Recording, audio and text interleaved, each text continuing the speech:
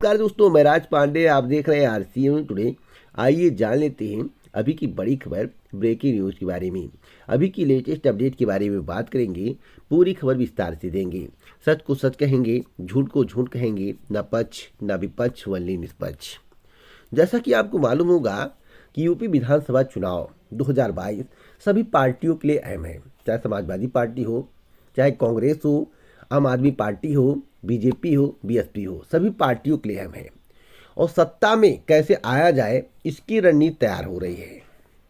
कोई धर्म की राजनीति कर रहा है, कोई रोजगार के संबंध में बोल रहा है, तो कोई जात विशेष को लेकर बोल रहा है।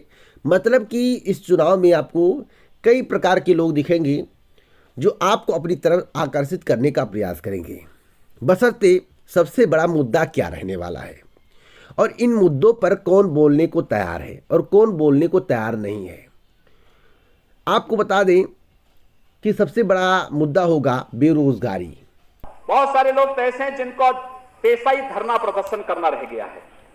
भगवान ने उनको बनाए इस बात को लेकर के है, क्योंकि पिछले जन्म के उनके कर्म कुछ ऐसे होंगे कि उनको इस वर्ष, इस बार, इस जन्म के लिए भगवान ने कहा कि जीवन भर धरना प्रदर्शन करते रहो, सिर मुड़वाते रहो, इसके अलावा कोई और कार्य नहीं करना है। कि सबसे बड़ा मुद्दा होगा बेरोजगारी। देश में बेरोजगारी चरम पर है और रोजगार कौन दे सकता है, सरकारी नौकरी कौन दे सकता है, यह सबसे अहम है। और उसी के तरफ युवाओं का झुकाव होगा। महंगाई जो कम करेगा, महंगाई पर फोकस करेगा और महंगाई को किस तरह से कंट्रोल किया जाए, इस पर रणनीति बनाएगा। उस पर ध्यान होगा आम जनता का, गरीब का। गरीबों को कौन पेंशन देगा, सुविधाएं देगा, ठंड से कौन बचाएगा, भरण पोषण की सुविधा कौन देगा, उस पर ध्यान होगा आम जनता का। तो इन सभी मुद्दों पर बात करेंगे। आपको मालूम होगा कि नई शिक्षक भर्ती की लगातार मांग चल रही थी। 97,000 शिक्षक भर्ती, लाठियां बरसाई गई, टटुए दबाए गए, लेकिन नई शिक्षक भर्ती की घोषणा नहीं की गई। यहां तक नहीं कहा गया कि सरकार बनने के बाद हम नई शिक्षक भर्ती का विज्ञापन जारी कर देंगे। तो युवाओं ने साफ साफ कहा है, जो शिक्षक भर्ती की बात करेगा, जो रोजगार की बात करेगा, जो सरकारी नौकरी की बात करेगा, उसे ही हम अपना वोट देंगे। सवाल है कौन सरकारी नौकरी रोजगार की बात कर रहा है। धीरे धीरे करके सभी के घोषणा पत्र आएंगे। वैसे कांग्रेस का घोषणा पत्र जो आया है, सभी को हिला के रख दिया है। अगर कांग्रेस सत्ता में आती है तो कितने नौकरियां और कितने रोजगार देगी, इसके संबंध में पूरी जानकारी मिलेगी। कांग्रेस के घोषणा पत्र में, अखिलेश यादव के घोषणा पत्र में और बीजेपी के घोषणा पत्र में या अन्य पार्टियों के घोषणा पत्र में क्या अंतर होगा, कौन सबसे बेहतर होगा, इसे समझने का प्रयास करेंगे। तो सबसे पहले मैं आपको बता दूं जो घोषणा पत्र मेरे पास है, जैसा कि आप अपनी स्क्रीन पर देख रहे हैं। भर्ती विज्ञान, देखिए यहाँ पर साफ साफ लिखा हुआ है, प्राथमिक विद्यालय में शिक्षकों के रिक्त 1.5 लाख पद भरे जाएंगे। ये है कांग्रेस का घोषणा पत्र। बेसिक शिक्षा क्षेत्र में 1 लाख प्रधानाध्यापकों की कमी को पूरा किया जाएगा। माध्यमिक विद्यालयों में शिक्षकों के रिक्त 38,000 पद भरे जाएंगे। उच्च शिक्षा और महाविद्यालयों में शिक्षकों के 8,000 रिक्त पदों को भरा जाएगा। स्टार्टअप के लिए 5,000 करोड़ रुपए का सीड स्टार्ट अब फंड, जिसमें 30 साल से कम उम्र के उद्यमियों को प्राथमिकता दी जाएगी। आंगनबाड़ी कार्यकर्ताओं के रिक्त 19,300 पद और आंगनबाड़ी सहायिकाओं के रिक्त 27,000 पदों को भरा जाएगा। सभी प्रतियोगी परीक्षाओं के शुल्क माफ होंगे। साथ ही परीक्षा देने के लिए बस और रेल यात्रा मुफ्त होगी। कांग्रेस सरकार में 20 लाख सरकारी नौकरियों की गारंटी होगी, जिनमें से 8 लाख पद महिलाओं के लिए होंगे। देखिए 20 लाख नौकरी की बात कही गई है और जो इसमें छपा हुआ है, लेकिन मैं आपको बता दूं यहाँ पर 20 लाख रोजगार है, नौकरी नहीं है। हो सकता है गलत छप गया हो। यहाँ पर नौकरी का जिक्र किया गया जो ऊपर है। देखिए नौकरियों का जो जिक्र किया गया है, पुरानी और नई मिलाकर लगभग 3.5 लाख के करीब, 3.5 लाख के करीब नौकरियां दी जाएंगी वहाँ गवर्नमेंट। इस घोषणा पत्र में एक अच्छाई है कि युवाओं पर फोकस किया गया है। धर्म की राजनीति नहीं की गई है, ना हिंदू मुस्लिम किया गया है, ना 80-20 किया गया है, ना 80-15 किया गया है। इसमें जो है स्पष्ट रूप से युवाओं की बात की गई है और युवा उसी के साथ रहेगा जो युवाओं की बात करेगा। तो यह सबसे बड़ी खबर है और बहुत बड़ी खुशखबरी है।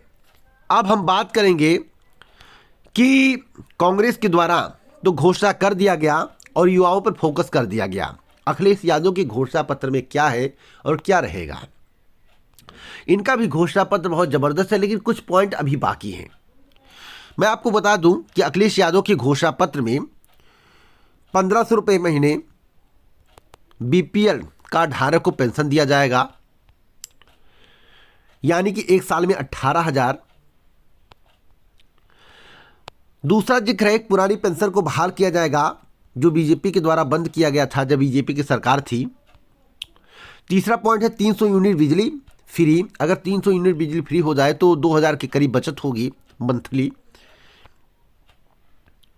जो जिक्र किया गया उसी की मैं बात कर रहा हूँ। लैपटॉप योजना, जैसा कि आपको मालूम होगा, इसके पहले वितरित करके दिखाए हैं, इसलिए इन पर विश्वास किया जा सकता है। पुनः आपको लैपटॉप मिलेगा। तो लैपटॉप, यहाँ पर टोटल डेवलपमेंट की बात की गई है, धर्म की राजनीति नहीं की गई है। और पुरानी पेंशन को लेकर हमेशा धरना प्रदर्शन होता है, पुरानी पेंशन बहाल करो, अब मेरा हक है, बुढ़ापे की लाठी है।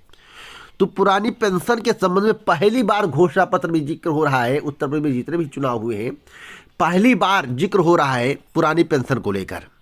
अब जिक्र हुआ है, घोषणा पत्र में किसी ने शामिल किया है, तो जब तक सत्ता में न आ जाए तब तक आपको विश्वास करना है। अगर सत्ता में आने के बाद इस घोषणा पत्र में जिक्र किया हुआ काम नहीं करते हैं तो ये दोबारा सत्ता में नहीं आ पाएंगे, ईमानदारी से बता रहा हूं। तो कांग्रेस का घोषणा पत्र और अखिलेश यादव का घोषणा पत्र दमदार है, यानी कि सपा का घोषणा पत्र दमदार है। लेकिन अखिलेश यादव के द्वारा नौकरी के संबंध में क्या बोला जाएगा? वैसे 10 लाख नौकरी की बात की गई है। अब शिक्षकों के कितने पद होंगे इस पर जिक्र होना चाहिए।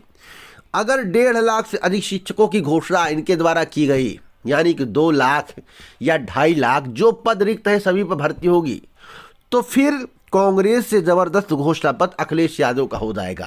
क्योंकि पुरानी पेंशन इत्यादि बारे में जिक्र किया गया, 1500 रुपये पेंशन के बारे में जिक्र किया गया है, तो सबसे जबरदस्त घोषणा पत्र इन्हीं का होगा, सबसे जबरदस्त।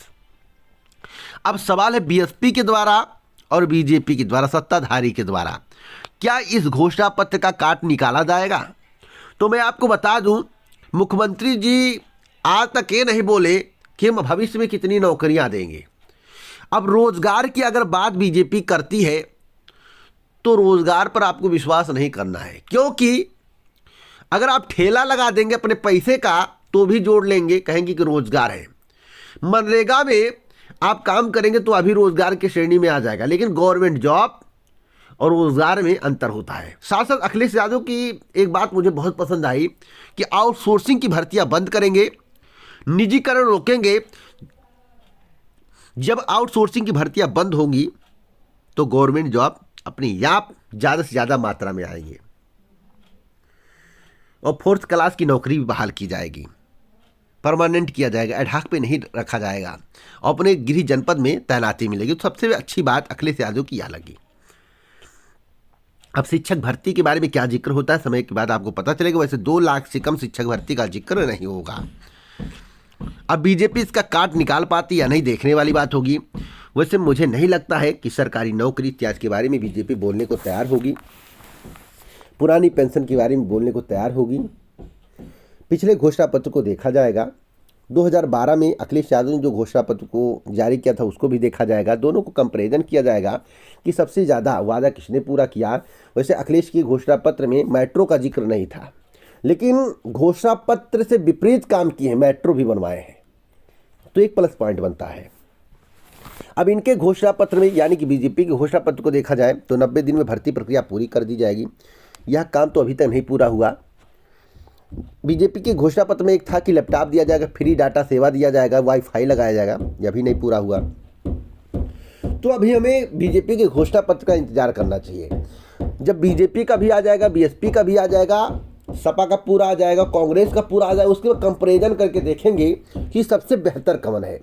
युवाओं के बारे में सोच कौन रहा है, महंगाई के बारे में कौन सोच रहा है, सबके बारे में कौन सोच रहा है, आम जनता के बारे में कौन सोच रहा है। अगर धर्म की राजनीति किसी पार्टी के द्वारा किया गया तो उसका युवा खुलकर विरोध करेंगे। तो इसी प्रकार की ऑथेंटिक जानकारी के लिए आप हमसे जुड़ने के लिए चैनल को सब्सक्राइब कर लें। जय हिंद, जय भारत, नमस्कार।